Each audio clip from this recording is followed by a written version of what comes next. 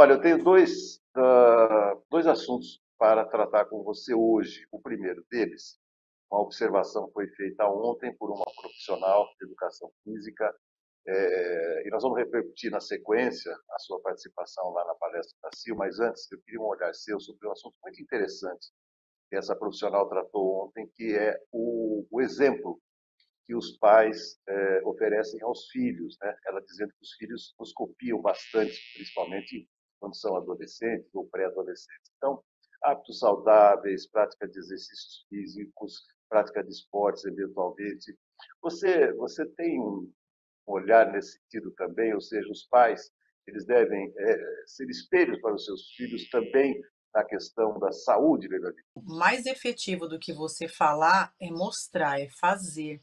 E tem que ser congruente. Então, o seu pai fala: "Filho, para de mexer no celular", e o próprio pai não consegue se desconectar. Então, ele está vendo o quê? Que aquilo é mais importante do que estar presente. Então, se você mostra que você está se programando para acordar cedo, ir para a academia, e teu filho acorda vendo a importância que tanto o pai quanto a mãe dá devido à sua saúde, ele está entendendo que aquele movimento é importante, aquela disciplina é importante. Eu cresci vendo minha mãe acordando cedo e fazendo ginástica no tempo do SESI, né? Nós tínhamos ali o ginásio do SESI com muitas pessoas treinando, então logo pela manhã, e eu estudava no SESI 408, então eu podia encontrar às vezes a minha mãe se exercitando ali, então eu falo: "Ó, minha mãe fazendo ginástica". Então tudo isso faz com que você entenda que aquilo é necessário, viu, Roberto? Então os filhos estão o tempo todo observando o que pai e mãe está fazendo. Então é muito importante sim, dar o exemplo. Você falou da questão do celular e essa profissional também se referiu a isso, né? O pai que cobra que o filho fica o tempo todo no celular, mas é bom olhar para si mesmo, né, Leilani, para ver se ele não está fazendo o mesmo ou até mais. É, porque às vezes o pai e a mãe fala: "Para de comer besteira", e o pai e a mãe está comendo muito aquilo na frente do filho. Então são hábitos que toda família tem que adquirir, e tem que fazer essa mudança de hábito familiar, porque não adianta você pregar uma coisa e fazer outra. Então o que mais reforça é o que os nossos filhos estão vendo. Qual é o comportamento do meu pai? Como que meu pai, se alimenta? O que que ele qual é a importância que ele está dando ao exercício físico, como ele se relaciona com as pessoas, como ele conversa com as pessoas, a questão da educação. Muitos pais cobram a educação, mas na frente dos filhos não são educados com as pessoas que estão prestando serviço. Então, gente, o filho está o tempo todo observando. E se nós estamos preocupados com a saúde, realmente nós temos que estar preocupados com esses hábitos dentro da nossa casa.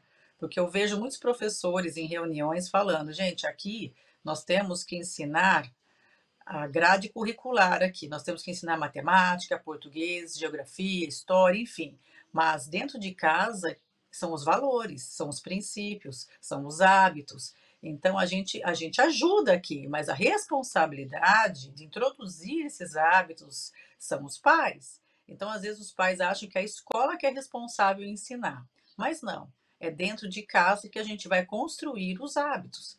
Então, o tempo todo eu reforço isso aqui em casa com meu filho. Ele me vê a importância que eu dou para alimentação, a importância que eu dou para a parte espiritual, para a atividade física. E é isso eu estou construindo o caráter e a formação desse indivíduo, para que ele possa ser um ser humano realmente saudável em todos os aspectos da vida. Perfeito. Uma última, já que você está falando questão de academia, eu quando fazia academia à noite, hoje eu faço essa atividade da minha casa, mas era relativamente comum também ver algumas mães que levavam seus filhos, né, até porque acho que não tinham com quem deixá-los e tal. Qual é uma idade recomendável para que esses jovens tomem acesso também ao ambiente de academia, Leilani? Existe um limite para isso? Olha, às vezes eu levava o Raul também comigo por falta de ter um espaço mesmo, kids, ou então não ter quem ficar com ele para que eu pudesse treinar, principalmente finais de semana, né.